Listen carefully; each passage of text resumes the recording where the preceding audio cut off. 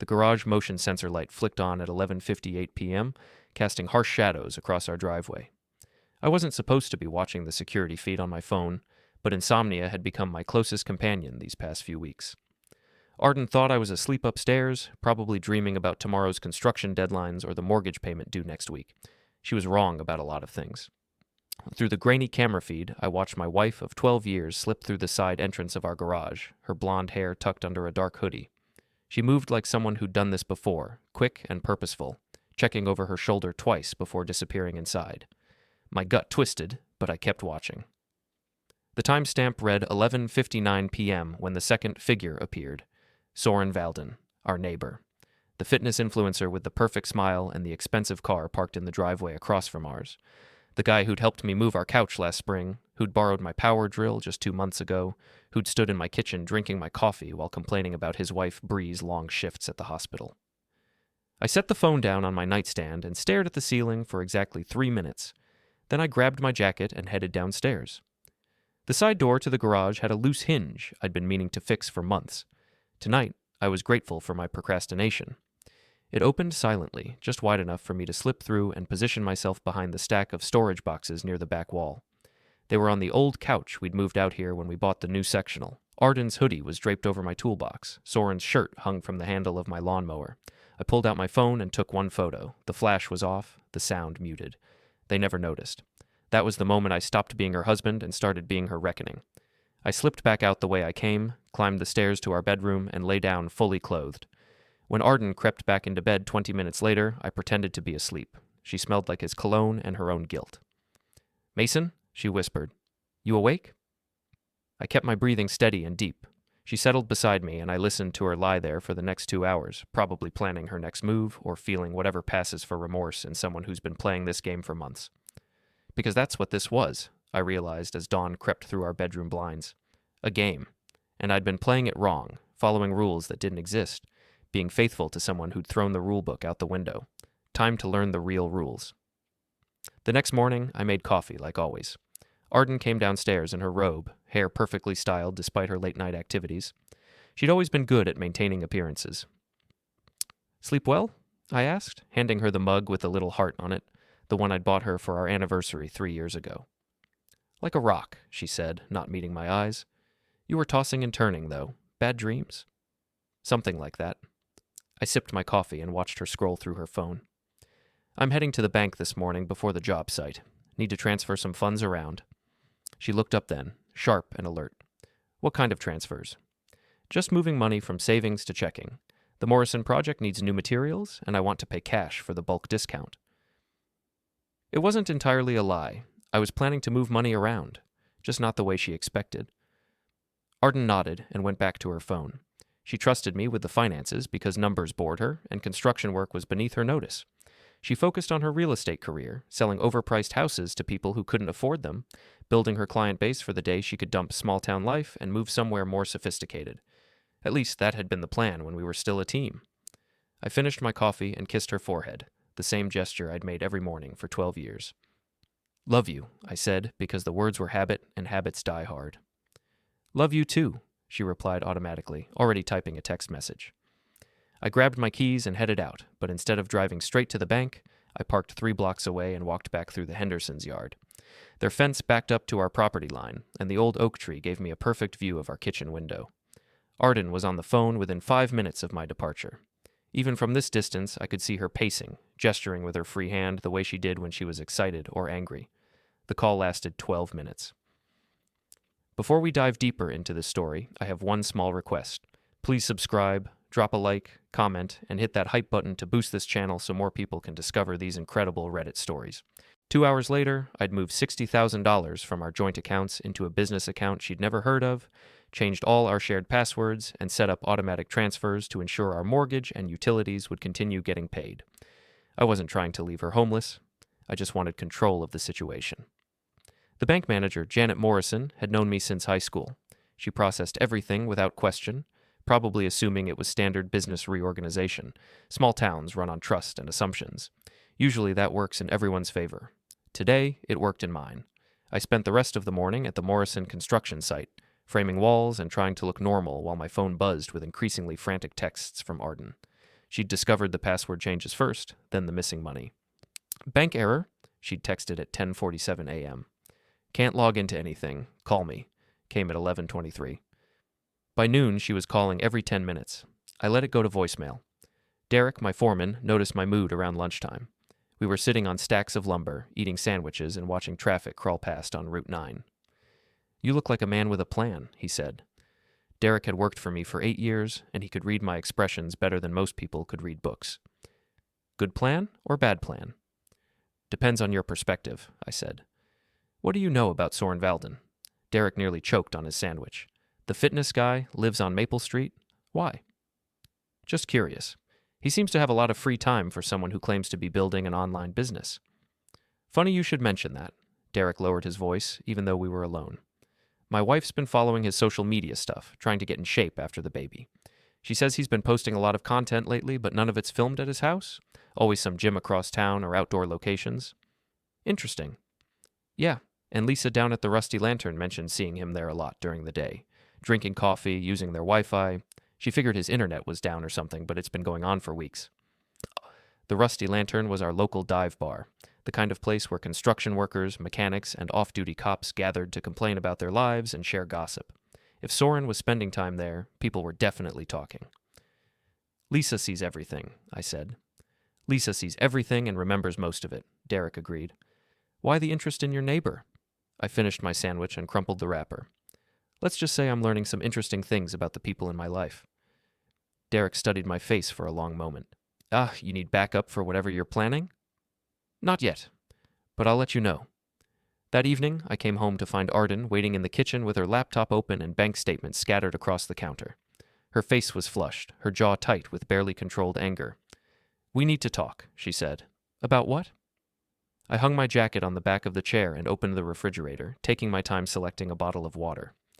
About the money, Mason, about the passwords, about why I can't access any of our accounts. I twisted the cap off the water bottle and took a long drink. Oh, that. Yeah, I had to make some changes for the business. Tax purposes? Tax purposes? Her voice climbed an octave. You moved $60,000 without discussing it with me? It's still our money, Arden, just in a different account. More secure. I want the passwords. I'll handle the finances from now on. You've got enough on your plate with work. She stood up so fast her chair scraped against the floor. This is my money too, Mason. Half of everything in this house belongs to me. Actually, I said, setting down the water bottle and finally looking directly at her, you might want to check on that. I had our lawyer review the property documents last week. Turns out the house is in a trust. Has been for 3 years, ever since we refinanced. Protects us from liability issues with the construction business. The color drained from her face. What are you talking about? I'm talking about being responsible, Arden. Protecting what we've built together. I emphasized the word together, just enough to let her know I was aware of how hollow it sounded. You trust me, don't you? She stared at me for a long moment, and I could see her mind working, trying to figure out what game I was playing and how to win it. Of course I trust you, she said finally. But this feels different, secretive. Sometimes secrets are necessary. I picked up my water bottle and headed toward the stairs. I'm going to shower. Long day tomorrow. I was halfway up the stairs when she called after me. Mason. Yeah? Is everything okay? Between us, I mean. You've been distant lately. I turned to look down at her, this woman I'd loved and married and built a life with, this woman who'd been sneaking out to our garage to sleep with our neighbor while I lay in bed 3 feet above them. Everything's fine, Arden. Just tired. That night, I lay in bed listening to her breathe and planning my next move. She'd called Soren twice after our conversation, both times stepping outside to take the calls. I'd watched from the bedroom window as she paced the backyard, gesturing frantically. They were scared. Good. Scared people make mistakes. At 11:30 p.m., Arden slipped out of bed and headed downstairs. I waited 5 minutes, then checked the security feed on my phone. She was in the garage again, but this time she was alone, sitting on the couch with her head in her hands. At 11:45, Soren appeared. They talked for 10 minutes before he sat beside her. I couldn't hear what they were saying, but their body language told the story. This wasn't just physical anymore. They were planning something. I opened my laptop and started scrolling through months of security footage, looking for patterns. The first time they'd used the garage was 3 months ago. Since then, they'd met there at least twice a week, always late at night, always when they thought I was asleep, but it was the text messages that really opened my eyes. I'd installed monitoring software on our shared phone plan 6 months ago when Arden started getting strange calls at odd hours. She'd claimed it was work-related, clients in different time zones, but something felt off. The software had been running in the background ever since, logging everything. Now I scrolled through 3 months of messages between Arden and a contact labeled personal trainer. The early messages were flirtatious but relatively innocent. The recent ones were something else entirely. M is getting suspicious. We need to be more careful. Maybe it's time to move forward with the plan. I talked to Vicky. She says emotional abuse is hard to prove but easy to claim. Once we establish the pattern, you can file for protection and I can move in to help. He'll lose the house. Community property doesn't matter if there's abuse involved. I read the messages 3 times, making sure I understood what I was seeing. My wife and my neighbor weren't just having an affair. They were planning to destroy my life, take my house, and frame me as an abusive husband in the process. Arden's sister Vicky was a lawyer in Boston, the kind who specialized in high-conflict divorces and custody battles. She'd never liked me, thought Arden had married beneath her potential. Apparently, she was willing to help orchestrate my downfall. I took screenshots of everything and backed them up in 3 different locations. Then I started planning. The next morning, I made breakfast as usual. Scrambled eggs, toast, coffee. Arden came downstairs looking tired, probably from her late-night strategy session. "Sleep well?" I asked, just like yesterday. "Fine." She accepted the coffee but pushed the eggs around her plate without eating. "Mason, I've been thinking about what you said yesterday. About the money and the passwords. What about it? I want to understand what's happening. With the business, with our finances. Maybe I should be more involved." I buttered my toast slowly, thinking. You've never been interested in the business side before. People change. I want to be a better partner. The irony was breathtaking. A better partner, I repeated. That's good, Arden. Partnership is important in a marriage. She looked up sharply, searching my face for hidden meaning. Exactly. So maybe you could walk me through the changes you made. Help me understand? Sure. Tonight, after dinner. We'll go through everything together. Relief flickered across her features. She thought she was winning. Thought she could get back inside my financial planning and find a way to turn the situation to her advantage. She had no idea that tonight I'd be introducing her to some new partners in our marriage. Partners she didn't know existed. I spent my lunch break at the Rusty Lantern, nursing a Coke and listening to the locals gossip about everything from the mayor's new truck to the Hendersons' divorce. Lisa, the bartender, had been working there since before I was old enough to drink legally. She knew everyone's business and most of their secrets. Haven't seen you in here during the day for a while, she said, wiping down glasses with practiced efficiency. Slow day at the site, waiting on materials. I gestured toward the empty bar. Quiet in here, too. Give it an hour. The afternoon crowd will start rolling in. She glanced around, then leaned closer. Speaking of crowds, you know that fitness guy who lives near you? Soren something? My pulse quickened, but I kept my expression neutral. Soren Valden. What about him? He's been coming in here a lot lately, always during the day, always alone, orders coffee and sits in the corner booth with his laptop, stays for hours. Maybe his internet's down at home? Lisa shook her head. That's what I thought at first. But Big Mike was in here Tuesday and mentioned seeing the guy's wife loading boxes into her car. Like a lot of boxes. Mike figured they were moving, but the guy's still showing up here every day. Interesting. Bree was packing. Either she was leaving Soren, or they were both planning to leave town. Given what I'd learned about his financial situation from Derek's research, I suspected it was the former. People have their reasons, I said. Sure do, but it's funny how some people's reasons don't add up. Lisa set down the glass she'd been cleaning and picked up another. Like, why would a successful fitness influencer need to use the Wi-Fi at a dive bar? And why would he always look over his shoulder when someone new comes in? Maybe he's working on something private. Maybe. Lisa's tone suggested she had her own theories. Or maybe he's hiding from someone. Wife, maybe. Or a husband. The last part was delivered with just enough emphasis to let me know that Lisa had noticed things, connected dots, and drawn conclusions. Small towns were like that. Secrets had a short shelf life. Well, I said, finishing my Coke, I'm sure it's none of my business. Course not, Lisa agreed. But if it was my business, I'd want to know about it sooner rather than later. I left a $5 tip and headed back to the construction site. But instead of going straight there, I made a detour past Soren's house. His car was in the driveway, but there was a "for rent" sign on the lawn that hadn't been there yesterday. Bree was leaving him. The question was whether she knew about the affair or if there were other reasons for the separation. I parked across the street and called Derek. "Remember that favor you owe me from the Henderson job?" I said when he answered. "The one where you covered for me when I accidentally put the bathroom door in backwards?" "Yeah, I remember." "I need some information. Quiet information." "What kind of information?" "The kind that involves Soren Valden's landlord and his lease agreement." Derek was quiet for a moment. "This is about more than curiosity, isn't it?" "Yeah, it is." "Give me 2 hours." While I waited, I drove to the post office and mailed a package to Bree Valden at the hospital where she worked.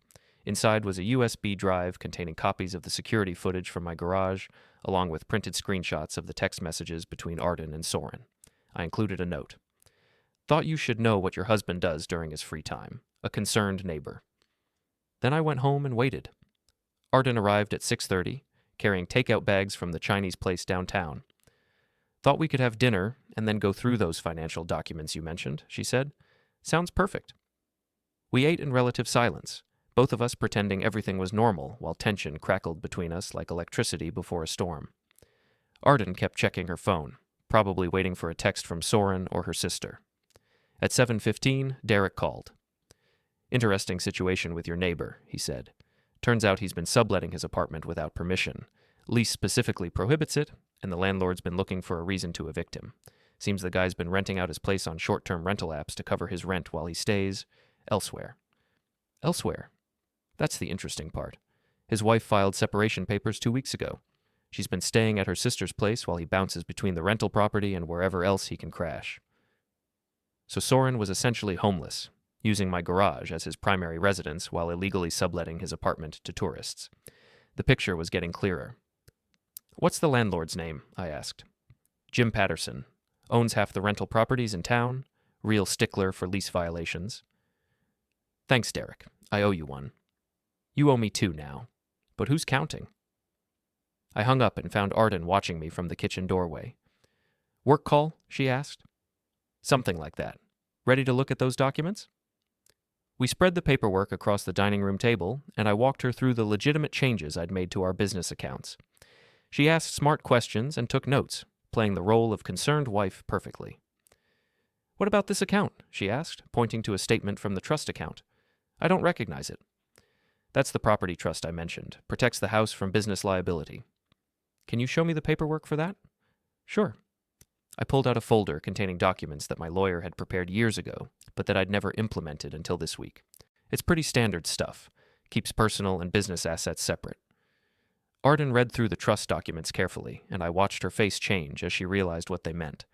The house wasn't in her name anymore. It wasn't in mine, either. It belonged to a trust that I controlled completely. "When did you set this up?" she asked.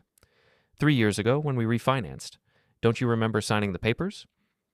She did remember, but she'd been focused on the lower interest rate and monthly payment. She'd signed everything the lawyer put in front of her without reading the details. "I thought these were just refinancing documents," she said. "They were, but they also included the trust transfer. The lawyer recommended it for tax purposes." It wasn't entirely a lie. The lawyer had recommended it, and I'd had the papers drawn up. I just hadn't implemented it until this week, after I'd discovered what Arden and Soren were planning. "So if something happened to our marriage," Arden said carefully, "what would happen to the house?" "Nothing. The trust protects it. That's the point." She stared at the documents for a long moment, probably calculating how this affected her plans with Soren and her sister. Without access to the house as a marital asset, their strategy would need serious revision. "I need some air," she said suddenly, standing up and grabbing her jacket. "This is a lot to process. Take your time. I'll clean up here." She was out the door within 30 seconds, phone already in her hand. I watched from the window as she paced the backyard, making what I assumed was a frantic call to either Soren or Vicky. While she was outside, I made my own call. "Jim Patterson? This is Mason Redden. I think we have a mutual problem." 20 minutes later, I'd explained the situation to Jim Patterson in terms he could understand and appreciate. His tenant was violating the lease, using the property for illegal short-term rentals, and had been essentially living elsewhere while collecting money from tourists who thought they were renting a legitimate vacation property. "I can have him out by Friday," Jim said. 48 hours notice for lease violations. "I'd appreciate your discretion about how you found out. What discretion? I've been investigating this for weeks, just finally got the proof I needed. When Arden came back inside, her face was pale and her hands were shaking slightly. Everything okay? I asked. Fine, just tired. I think I'm going to bed early. Good idea. Tomorrow's going to be a busy day. She paused at the bottom of the stairs. Busy how? Oh, just a feeling I have. Sometimes things happen all at once, you know? That night, I lay in bed listening to Arden toss and turn beside me. At 11:20, she slipped out of bed and headed downstairs. I checked the security feed and watched her enter the garage. This time, Soren didn't show up. She waited until 12:30, then came back to bed. I pretended to be asleep as she settled beside me, but I could feel the tension radiating from her body. The next morning, I left for work early and drove straight to the Rusty Lantern. It was 7:30 a.m., and the morning crowd was just starting to filter in, construction workers, mechanics, and early shift factory workers grabbing coffee and breakfast before starting their day. I ordered coffee and a breakfast sandwich, then settled into a booth where I could see the entire bar. At 8:15, Big Mike arrived with 2 other guys from the road crew. At 8:30, Ed Morrison and his son came in, probably discussing the day's work on their roofing project. By 9, there were 12 people in the bar, representing a good cross-section of the town's working population. Perfect. I waited until the conversation hit a lull, then spoke up loud enough for everyone to hear. Hey, Lisa, you know that fitness guy who's been spending time in here? Soren something. Valden, she replied, refilling my coffee. What about him? Funny thing. I was talking to Jim Patterson yesterday, and apparently the guy's been running some kind of rental scam out of his apartment, renting it to tourists while he crashes elsewhere. The conversation in the bar stopped completely. Everyone turned to listen. No kidding, said Big Mike. Where's he been staying if he's renting out his place? I shrugged. Beats me, but Jim's evicting him today. 48 hours to get out. Serves him right, said Ed Morrison. These influencer types think rules don't apply to them. Speaking of which, I continued, my wife mentioned seeing him around the neighborhood at odd hours. Late at night, early morning, probably looking for places to crash. Lisa leaned against the bar, clearly interested. That explains why he's been so jumpy lately, always looking over his shoulder, checking his phone. Maybe his wife kicked him out too, suggested one of the road crew guys. I heard she moved out a couple weeks ago. Can't blame her, said Big Mike. Guy's obviously got problems. The conversation continued for another 10 minutes, with everyone contributing their own observations about Soren's suspicious behavior. By the time I left, the story had grown to include speculation about drug dealing, gambling debts, and possible involvement with married women. Small towns were efficient that way. Feed them one fact, and they'd create a complete narrative within hours. I spent the rest of the morning at the construction site, but my phone buzzed constantly with texts from Arden. She'd obviously heard about Soren's eviction and was panicking. Need to talk. Emergency. Call me when you get this. Something's happened. Come home. I ignored them all until lunchtime, then called her back. Mason, thank God. We need to talk. What's wrong? Not over the phone? Can you come home? I'm pretty busy here. Can it wait until tonight? No, it can't wait. Her voice was tight with barely controlled hysteria. Please, Mason. I need you. Interesting. She needed me. Not Soren, not her sister Vicky. Me. I'll be there in 20 minutes. I found her in the kitchen, pacing frantically with her phone clutched in her hand. She looked like she hadn't slept, which was probably accurate. What's the emergency? I asked. Soren's been evicted. His landlord gave him 48 hours to get out. I arranged my face into an expression of mild surprise. That's too bad. What does that have to do with us? He doesn't have anywhere to go. His wife left him, and he's been staying. She trailed off, realizing she was about to reveal more than she intended. Staying where? I don't know. Around. But Mason, people are talking, saying terrible things about him. What kind of things? That he's been involved with someone, a married woman. I sat down at the kitchen table and studied my wife's face. Do you think it's true? I don't know. Maybe. But if it is, and if people find out who she is, it would be bad for everyone involved, I finished. The woman, her husband, their families. Exactly. Relief flickered across her features.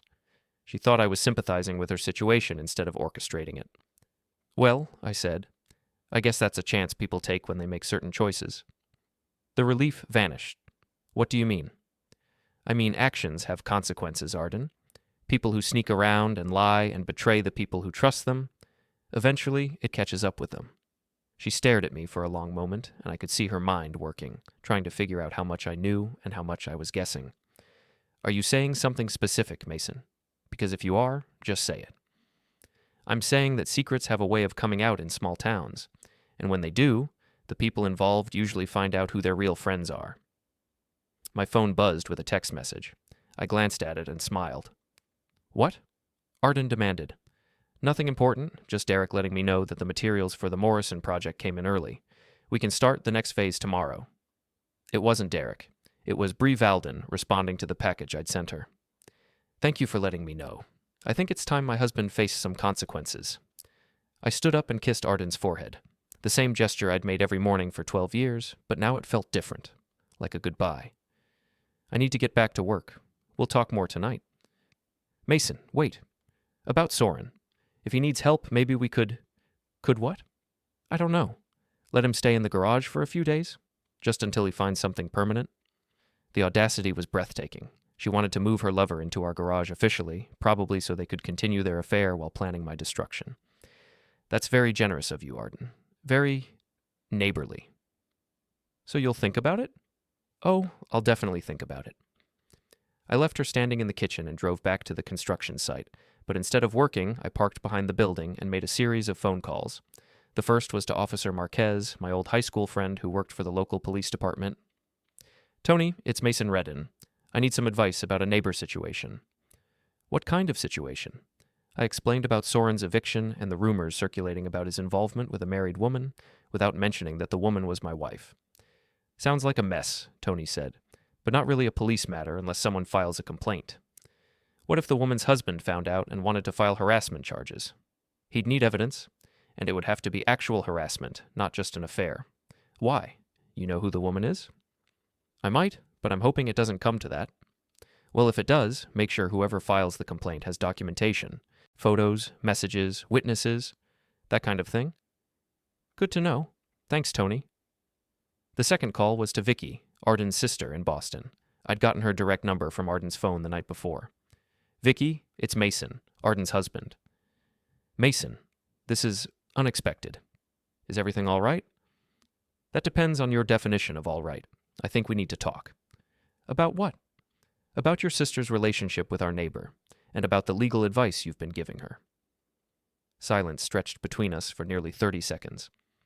I don't know what you're talking about, she said finally. Sure you do. Emotional abuse claims, community property exceptions, strategies for removing inconvenient husbands from their own homes. Mason, I think you're confused about... I'm not confused about anything, Vicky. I have documentation, photos, text messages, recorded conversations, everything. Another long silence. What do you want? She asked. I want you to stop helping my wife destroy my life, and I want you to explain to her that her current strategy isn't going to work. Why isn't it going to work? Because I'm not the same man she married 12 years ago, and because secrets work both ways. I hung up before she could respond and made my third call. Derek, it's time for that backup I mentioned. The next morning, I woke up to find Arden already gone. Her car wasn't in the driveway, and there was no note explaining where she'd headed so early. I checked my phone, 6:47 a.m. on a Saturday. Either she'd gone to work, which was unlikely, or she was dealing with the Soren situation. I made coffee and checked the security footage from the night before. She'd gone to the garage at 11:30 p.m., waited until midnight, then returned to the house alone. Soren never showed up. Either he was dealing with his eviction, or Bree had already confronted him about the evidence I'd sent her. My phone rang at 7:15, unknown number. Mason, this is Bree Valden. Good morning. I got your package. We need to talk. I'm listening. Not over the phone. Can you meet me somewhere private? The Rusty Lantern opens at 8. It'll be quiet until the lunch crowd. I'll be there. I arrived at the bar 15 minutes early and claimed the corner booth where Soren had been spending his days. Lisa was setting up for the morning shift, arranging bottles and checking the coffee machine. You're here early, she said. Meeting someone. Business. The kind of business that requires privacy? The kind that requires honesty.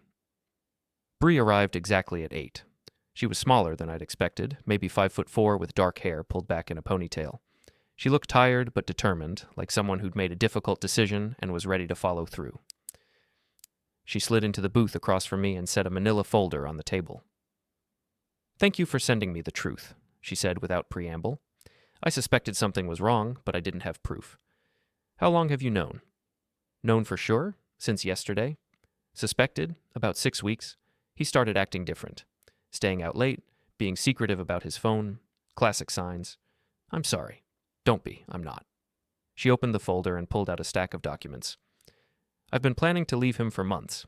The affair just gave me the final push I needed. These are divorce papers? Filed yesterday afternoon, along with a restraining order and a claim for half of everything we own together. She smiled grimly, which, as it turns out, isn't much. Did you know your neighbor is completely broke? I hadn't known that, but it explained a lot. How broke? Credit cards maxed out, behind on his car payments, owes money to 3 different gyms where he films his content. The only reason we could afford the apartment was because he was illegally subletting it to tourists. What about his online business? What online business? He has maybe 3,000 followers, and most of them are fake accounts he bought to inflate his numbers. He makes about $200 a month from sponsorships, when he can get them. The picture was becoming clearer. Soren wasn't just having an affair with my wife. He was planning to use her as his meal ticket. The house, the insurance, the financial stability. Everything he couldn't provide for himself. There's something else, Bree continued. I found this on his laptop. She slid a printed email across the table. It was from Vicky, Arden's sister, outlining a timeline for establishing an abuse claim against me. The plan was detailed and methodical. Document incidents over several weeks, file for a restraining order, force me out of the house, then use my absence as evidence of abandonment to accelerate the divorce proceedings. They were going to frame you, Bree said. Make you look like a dangerous husband so Arden could take everything and Soren could move in as her protector. We're going to? I confronted him last night, told him I knew about the affair and showed him the evidence you sent me. He tried to deny it at first, then he tried to blame your wife, said she seduced him. What did you tell him? I told him he had 24 hours to disappear from my life completely, or I'd make sure everyone in town knew exactly what kind of man he really was. She leaned forward. I also told him that if he went through with his plan to frame you, I'd go to the police with evidence of his harassment and stalking. Stalking? I may have exaggerated slightly, but he doesn't know that. I was starting to like Bree Valden.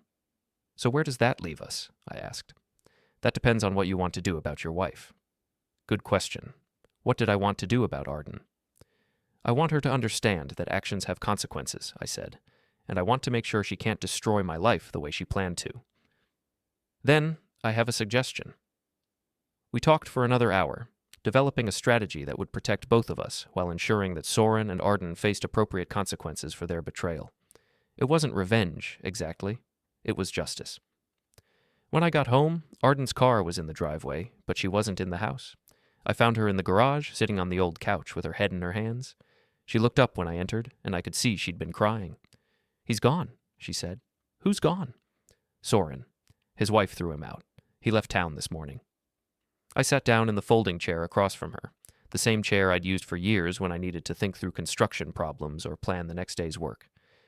That's probably for the best, I said. You don't understand, Mason. He didn't just leave. He told people things. About us. What kind of things? That I was. She couldn't finish the sentence. Having an affair? She looked up sharply. You knew? I've known for months, Arden. The color drained from her face. Months? Since the first night you came out here to meet him, did you really think I wouldn't notice my wife sneaking out of bed at midnight? She stared at me for a long moment, and I could see her recalibrating, trying to figure out what this meant for her plans. If you knew, why didn't you say anything? I was curious to see how far you'd take it, how much you were willing to destroy for someone you barely knew. I love him. No, you don't. You love the idea of him, the excitement, the secret, the fantasy of a different life, but you don't actually know him, Arden. If you did, you'd know he's broke, desperate, and was planning to use you to solve his financial problems. That's not true. His wife filed for divorce yesterday. She also shared some interesting information about his debts, his fake social media following, and his complete lack of legitimate income. I pulled out my phone and showed her the screenshots Bree had sent me. He wasn't your lover, Arden. He was your con artist. She read through the messages, her face growing paler with each revelation. But he told me he loved me, that we could build a life together. He told you what you wanted to hear so you'd help him steal my life. I never meant for it to go this far. Yes, you did. You and your sister planned the whole thing.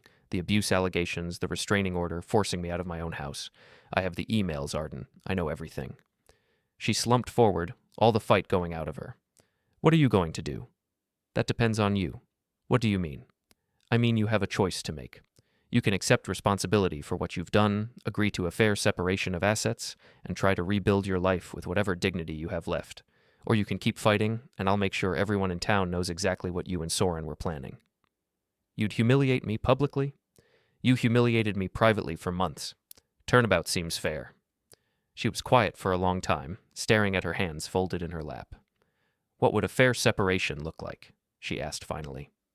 You keep your car, your personal belongings, and half of our liquid savings. I keep the house, the business, and the tools. We file no-fault divorce papers, and you move out within 30 days. What about alimony? What about it? I'll need support while I get back on my feet. You have a job, Arden, a good one. You'll be fine. But I'll need to find a new place to live, put down deposits, buy furniture. You should have thought about that before you decided to betray your marriage. She looked around the garage, taking in the space where she'd conducted her affair, where she'd planned my destruction. I never meant to hurt you, Mason. Yes, you did. Maybe not at first, but definitely toward the end.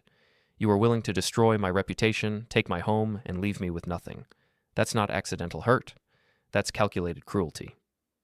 So this is it? 12 years of marriage, and you're just going to throw it all away? I'm not throwing anything away, Arden. You already did that. I stood up and headed toward the door, then turned back. You have until Monday to decide. Fair settlement and quiet divorce, or public exposure and a fight you won't win. Your choice. That evening, I met Derek at the Rusty Lantern for dinner and a few beers. The Saturday night crowd was in full swing. Couples on date nights, groups of friends celebrating someone's birthday, regulars settling in for an evening of drinking and complaining. So, Derek said, cutting into his steak, word around town is that your neighbor's wife kicked him out and he left town in a hurry. So I heard. Also heard he was involved with someone else's wife, someone local. A lot of rumors going around. Yeah, but Lisa says she saw the guy's wife at the bank yesterday, closing accounts and looking pretty satisfied with herself, like someone who just solved a big problem. I took a sip of my beer. Good for her. Also heard there might be some marital drama in your neighborhood. Nothing specific, just rumors. Derek. Yeah? If you have something to say, just say it. He set down his fork and looked at me directly. I'm saying that if you need anything, legal help, a place to stay, someone to watch your back, you just have to ask. I appreciate that. And I'm saying that whatever's happening, you're handling it the right way. Quiet, smart, no drama. That's how a man deals with problems. Thanks. But if the quiet, smart approach doesn't work? He shrugged. Well, you know where to find me. I did know. Derek was the kind of friend who'd help you move a couch or hide a body, depending on what the situation required. I was grateful to have him in my corner. We finished dinner and were walking to our cars when my phone buzzed with a text from an unknown number. This isn't over. You think you're smart, but you don't know everything. I showed it to Derek. Soren? He asked. Probably, or maybe Arden, using a different phone. You want me to look into it? Not yet, but keep your phone on tonight, just in case. I drove home to find Arden's car gone and the house dark. There was a note on the kitchen counter. Gone to Vicky's for the weekend. Need time to think. Boston was 4 hours away. She'd probably driven straight there after our conversation in the garage, looking for comfort and advice from her sister. I wondered if Vicky would tell her the truth, that their plan had been doomed from the start, or if she'd encourage Arden to keep fighting. I spent the evening reviewing security footage and organizing the evidence I'd collected. Photos, text messages, financial records, witness statements from Bree, everything I'd need if Arden decided to reject my settlement offer and force a public confrontation. At 10:30, I got another text from the same unknown number. Enjoy your empty house while you can. Things are about to change. This time, I forwarded it to Officer Marquez with a note. Harassment from estranged neighbor. May escalate. Tony called me 5 minutes later. You want to file a formal complaint? He asked. Not yet. Just wanted it documented in case things get worse. Smart thinking. You have any idea where this guy is now? His wife said he left town, but apparently he's still making threats. Well, if he comes back and causes problems, call me immediately. Don't try to handle it yourself. Understood. But even as I agreed, I knew that if Soren came back looking for trouble, I'd be ready for him. The question was, how much trouble was he planning to bring? Sunday morning brought rain and another text from the unknown number. See you soon. I forwarded it to Officer Marquez and spent the morning organizing my evidence files. If Soren was planning something, I wanted to be prepared. If Arden had decided to fight rather than accept my settlement offer, I wanted to be ready for that too. At noon, Derek called. You might want to turn on the local news, he said. I found the remote and switched to Channel 8, our regional news station. The weekend anchor was reading a story about a domestic dispute that had escalated into vandalism charges. 35-year-old Soren Valden was arrested early this morning in Springfield after allegedly vandalizing his estranged wife's vehicle. Valden, who was reportedly served with divorce papers on Friday, was found by police spray painting obscenities on a Honda Civic belonging to Bree Valden, a nurse at Springfield General Hospital. The screen showed footage of Soren in handcuffs, being loaded into a police car. He looked disheveled and desperate, nothing like the confident fitness influencer who'd borrowed my power drill 6 months ago. Valden has been charged with vandalism, harassment, and violation of a restraining order. He was released on bail Sunday morning and is scheduled to appear in court next week. I turned off the TV and called Bree. You okay? I asked when she answered. I'm fine. Angry, but fine.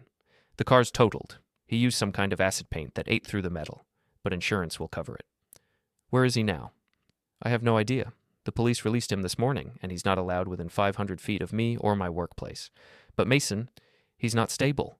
When they arrested him, he was ranting about getting revenge on everyone who'd wronged him. Everyone? You, me, your wife, even his landlord. He blamed all of us for ruining his life. Did you tell the police about the threats he's been making? I tried, but they said text messages from an unknown number aren't enough to prove he sent them. They need more evidence.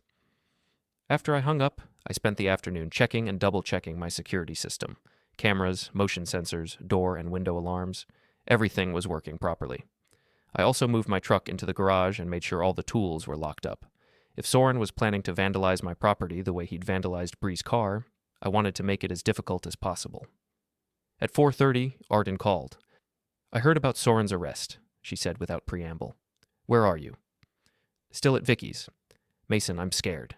If he's unstable enough to attack his own wife's car, what might he do to us? Us? You know what I mean? We're both involved in this situation. No, Arden. You're involved in this situation. I'm just trying to protect myself from the fallout. That's not fair. I never wanted anyone to get hurt. You wanted me to get hurt? You and Soren planned to destroy my life, remember? She was quiet for a moment. Vicky thinks I should fight the settlement offer. She says you can't prove anything, and that community property laws will protect me. Vicky's wrong, and if you try to fight this, I'll make sure everyone knows exactly what you and Soren were planning. You keep threatening to expose me, but you haven't done it yet. Maybe you're bluffing. Maybe I am. Do you want to find out? Another long silence. I need more time to think, she said finally. You have until tomorrow at 5 p.m. After that, I start making phone calls. What kind of phone calls? The kind that end with everyone in town knowing that Arden Redden was planning to frame her husband for abuse so she could steal his house and move in her broke, desperate boyfriend. I hung up before she could respond. That evening, I met Officer Marquez for coffee at the diner downtown. Tony looked tired. He'd probably been dealing with Soren's arrest and the associated paperwork all weekend. Your neighbor's a piece of work, he said, sliding into the booth across from me. So I heard. How bad was the vandalism? Bad enough. He didn't just spray paint the car. He used some kind of industrial solvent that ate through the paint and into the metal. Probably did $3,000 worth of damage. Any idea what set him off? According to his wife, she confronted him about some affair he was having, showed him evidence, filed for divorce, the whole thing. He didn't take it well. Evidence? Photos, text messages, that kind of thing. She said a concerned neighbor tipped her off. Tony studied my face carefully. You wouldn't know anything about that, would you? I might have mentioned to Bree that her husband was spending a lot of time away from home. Uh-huh. And you might have had reasons for keeping track of his schedule. I sipped my coffee and considered how much to tell Tony. We'd been friends since high school, but he was also a cop, and cops had obligations that sometimes conflicted with friendship. Let's just say I had concerns about some of his activities, I said finally. Activities involving your wife? Among other things. Tony nodded slowly. So, when this all comes out, and it will come out, Mason, I want to make sure you're on the right side of it. What do you mean? I mean, if you have evidence of harassment, stalking, or threats, I need to know about it now, before someone gets hurt. I pulled out my phone and showed him the text messages I'd been receiving. "How long has this been going on?" he asked. "Since Friday. They started right after his wife confronted him." "And you think he sent them?" "Who else would it be?" Tony made notes in his pocket notebook. "I'll add these to his file. If he contacts you again, call me immediately. Don't try to handle it yourself." "What if he shows up at my house?" "Call 911 first, then call me. And Mason, if he does show up, don't let him inside. Don't engage with him. Don't try to reason with him. Just stay safe until we can get there." I drove home through the quiet Sunday evening streets, thinking about Tony's warnings. Soren was unstable, desperate, and angry. He'd already attacked his wife's property. The question wasn't whether he'd escalate, it was when and how. As I turned into my driveway, I noticed a car parked across the street that I didn't recognize. Dark sedan, tinted windows, engine running. I pulled into my garage and watched through the security camera as the car sat there for another 10 minutes before driving away. Maybe it was nothing. Maybe it was someone visiting a neighbor, or a delivery driver checking addresses, or maybe Soren was already back in town, watching my house, planning his next move. I spent the evening reviewing my security footage and preparing for the possibility that tomorrow might bring more than just Arden's decision about the settlement. If Soren was planning something, Monday would be the logical time to act. Arden's deadline, his court appearance scheduled for later in the week, everything was coming to a head.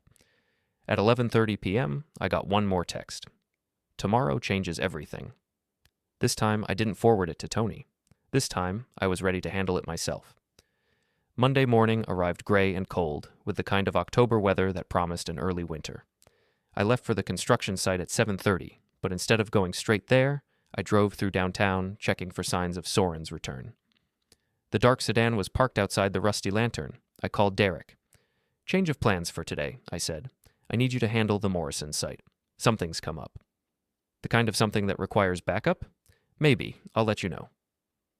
I parked across the street from the bar and watched. At 8:15, Soren emerged, looking around nervously before getting into the sedan. He'd lost weight since I'd last seen him, and his clothes looked like he'd slept in them. Whatever had happened in Springfield, it hadn't been good for his mental state. He drove slowly through town, and I followed at a distance. He passed my house twice, then parked at the elementary school and sat there for 20 minutes, staring at his phone. Finally, he drove to the abandoned mill on the outskirts of town. The mill had been closed for 15 years, a victim of changing economics and environmental regulations. The building was structurally sound but empty, surrounded by a chain-link fence that teenagers had cut holes in long ago. It was the kind of place where people went when they wanted privacy for activities that couldn't stand scrutiny. I parked behind the old loading dock and called Tony. "Soren's back in town," I said. "He's at the old mill, and he's acting strange." Strange how? Nervous, paranoid, like someone planning something he shouldn't be planning. "I'll send a patrol car to check it out." "Tony? He's been watching my house. I think he's planning to make a move today." "Then maybe you should stay away from your house today. Or maybe I should be there when he shows up." "Mason, don't do anything stupid. If this guy's as unstable as you think, you don't want to confront him alone." "I won't be alone. Derek's on standby and I've got security cameras recording everything." "That's not the same as having backup." "It'll have to be enough." I hung up and drove home, arriving just as Arden's car pulled into the driveway. She looked surprised to see me. "I thought you'd be at work," she said as we both got out of our cars. "Slow day. What are you doing here?" "I came to get some clothes and to give you my answer about the settlement." We went inside and she sat down at the kitchen table with a folder of documents. "Vicky reviewed everything," she said. "She thinks your offer is reasonable, considering the circumstances. Considering that you were planning to frame me for abuse and steal my house. Considering that we both made mistakes and it's time to move on." I sat down across from her. "So you accept the terms?" "With one modification. I want 6 months to find a new place and get settled, not 30 days. 2 months? 4. 3, and that's final." She nodded. 3 months. "And you agree to a no-fault divorce? No allegations of abuse or abandonment?" "Yes." "And no contact with Soren Valden, ever?" She hesitated. "Mason, he's not stable. When I talked to him yesterday, he was ranting about getting revenge on everyone who'd wronged him. I'm scared of what he might do." "You talked to him yesterday?" "He called me.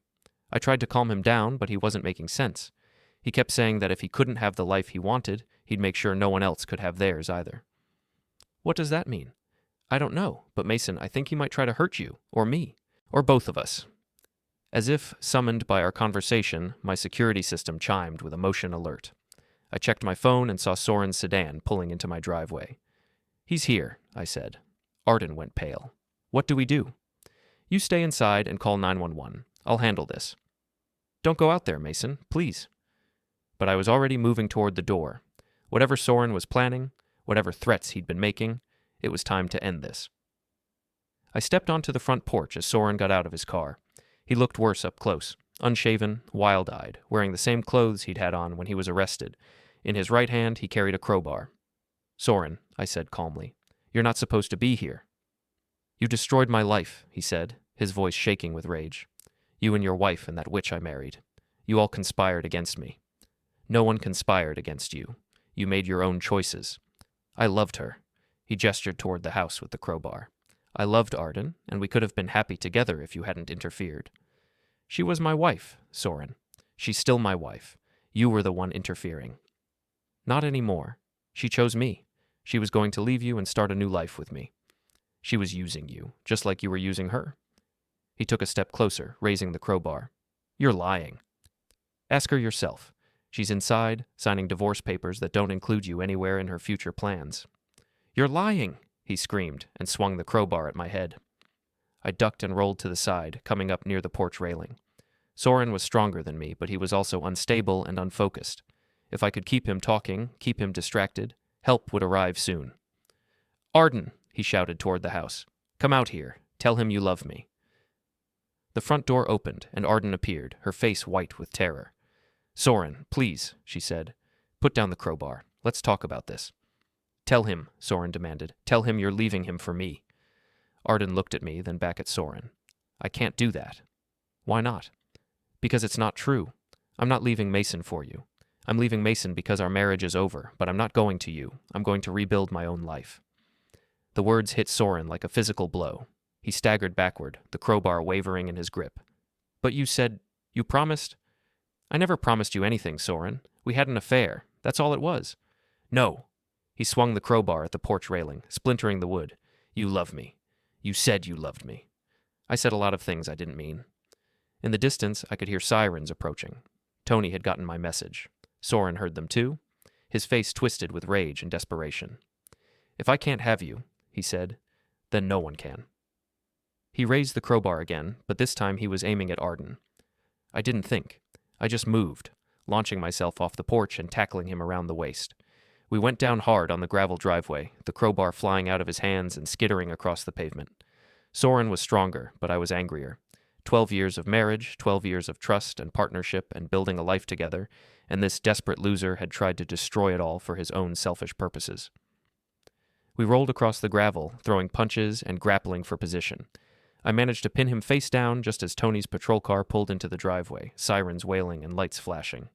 "Mason, get off him," Tony shouted, jumping out of the car with his weapon drawn. I rolled away from Soren and stood up, breathing hard. Soren lay on the gravel, sobbing and cursing, completely broken. "He attacked me with a crowbar," I said as Tony approached. "Arden saw the whole thing." Tony cuffed Soren and read him his rights, while another officer took statements from Arden and me. The crowbar was bagged as evidence, along with photos of the damaged porch railing. "This time he's not getting bail," Tony said as they loaded Soren into the patrol car. "Assault with a weapon, violation of a restraining order, trespassing. He's looking at serious time." As the police cars pulled away, Arden and I stood in our driveway, looking at the damage Soren had done to our porch, our marriage, and our lives. "It's really over, isn't it?" she said. "Yeah, it's over. I'm sorry, Mason, for all of it. I know you are." "Will you ever forgive me?" I looked at her, this woman I'd loved and married and built a life with, this woman who'd betrayed me and planned my destruction and nearly gotten us both hurt by her desperate, unstable lover. "Maybe someday," I said, "but not today." She nodded and went inside to pack her things. 3 hours later, she was gone, driving toward Boston and whatever future she could build from the wreckage of her choices. I spent the rest of the afternoon cleaning up the splintered wood from the porch railing and thinking about second chances, fresh starts, and the difference between forgiveness and trust. Tomorrow, I'd start rebuilding. Tonight, I'd just be grateful that we'd all survived the consequences of Arden's betrayal. The garage was empty now. So was the house. But for the first time in months, I felt like I could breathe again. 3 weeks later, I was replacing the damaged porch railing when Derek pulled into my driveway. He got out of his truck carrying 2 cups of coffee and a newspaper folded under his arm. "Thought you might want to see this," he said, handing me the coffee and the paper. The headline on the local section read, "Local man sentenced in domestic violence case." Below it was a photo of Soren being led away in handcuffs. 18 months, Derek said as I scanned the article, plus 3 years probation and mandatory anger management counseling. Good. His wife got a permanent restraining order too, and she's moving to Portland, starting fresh somewhere he can't find her. I folded the newspaper and set it on the porch steps. Smart woman. Speaking of smart women, any word from Arden? She signed the final divorce papers last week. Everything's official now. How do you feel about that? I considered the question while I measured the next piece of railing. How did I feel? Relieved, mostly.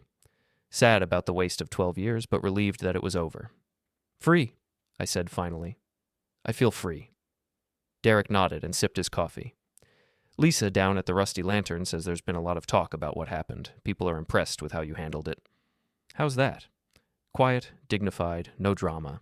You could have made it ugly, could have embarrassed Arden publicly, but you kept it private. People respect that.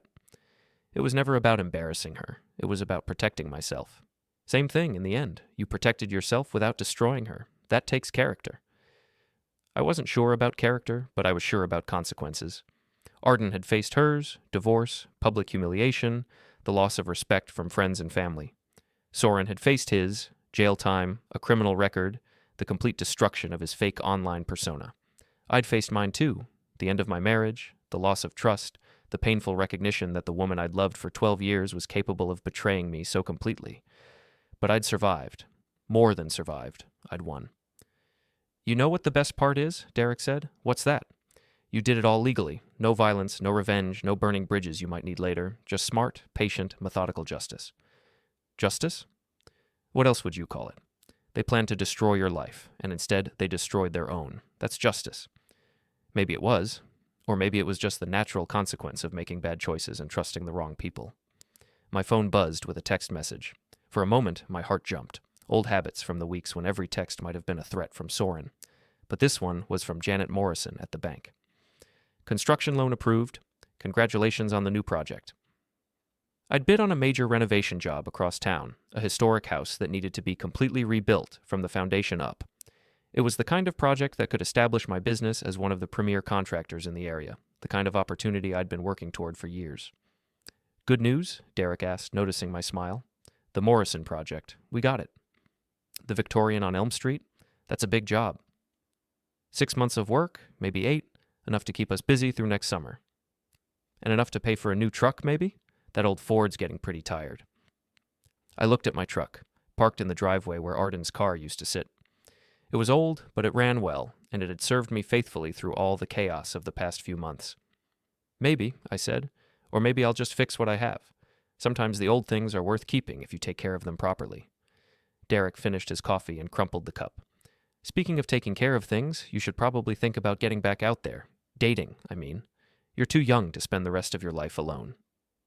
I'm not alone. I've got work, friends, a house that's finally peaceful. You know what I mean? I did know, but I wasn't ready. Maybe someday, when the memory of betrayal had faded, and I could trust someone again. But not yet. Right now, I'm focused on rebuilding, I said. The business, the house, my life, everything else can wait. Derek nodded and headed back to his truck. Well, when you are ready, there are plenty of good women out there who'd appreciate a man who knows how to handle problems without creating drama. After he left, I spent the rest of the afternoon working on the porch railing, taking satisfaction in the simple process of measuring, cutting, and fitting pieces together. Construction work had always been therapy for me, the logical progression from plan to completion, the tangible evidence of progress and improvement. As the sun set, I stood back and admired the finished railing. It was stronger than the original, built to withstand whatever storms might come. Like everything else in my life, it had been broken and rebuilt, and now it was better than before. My phone rang. Unknown number, but not one I recognized from Soren's harassment campaign. Mason, this is Bree Valden. Bree, how are you doing? Good. Really good, actually. I wanted to call and thank you again for everything you did. If you hadn't sent me that evidence, you would have figured it out eventually. You're too smart to be fooled for long. Maybe, but you saved me months of uncertainty and self-doubt. I'll always be grateful for that. How's Portland treating you? Like a fresh start. New job, new apartment, new life. It's exactly what I needed. I'm glad. What about you? How are you adjusting to the bachelor life? One day at a time, but it's getting easier. Good. You deserve peace after everything you went through. We talked for a few more minutes about her new job, my construction business, and the strange turns life could take when people made choices based on selfishness instead of integrity. Mason? She said as we were ending the call. I know it's probably too soon, and I know we both need time to heal, but maybe someday, when we've both figured out who we are as single people, we could have dinner. As friends, I mean. People who understand what it's like to rebuild after betrayal. I looked out at my quiet street, my peaceful house, my life that was finally my own again. Maybe someday, I said. I'd like that. After we hung up, I sat on my new porch railing and watched the stars come out. Tomorrow I'd start the Morrison project, begin building something new from the foundation up. Next week I'd meet with my lawyer about some business expansion ideas. Next month I'd probably replace the old couch in the garage, the one that held too many bad memories. But tonight, I'd just sit here and enjoy the silence, the peace, the satisfaction of a job well done and a life reclaimed. The garage was empty now. So was my future, in the best possible way. Empty of betrayal, empty of lies, empty of people who would use and manipulate and destroy for their own selfish purposes, empty and ready to be filled with better things. In the distance, I could hear the sound of Derek's truck heading home to his wife and kids, the normal sounds of a small town settling in for the night. Somewhere in Boston, Arden was probably trying to rebuild her real estate career and figure out how to explain her divorce to clients and colleagues. Somewhere in a state prison, Soren was learning that actions have consequences and that other people's lives aren't toys to be played with. And here in my house, on my land, in the life I'd built and protected and reclaimed, Mason Redden was finally, completely, triumphantly free. The stars were bright tonight. Tomorrow would be even brighter.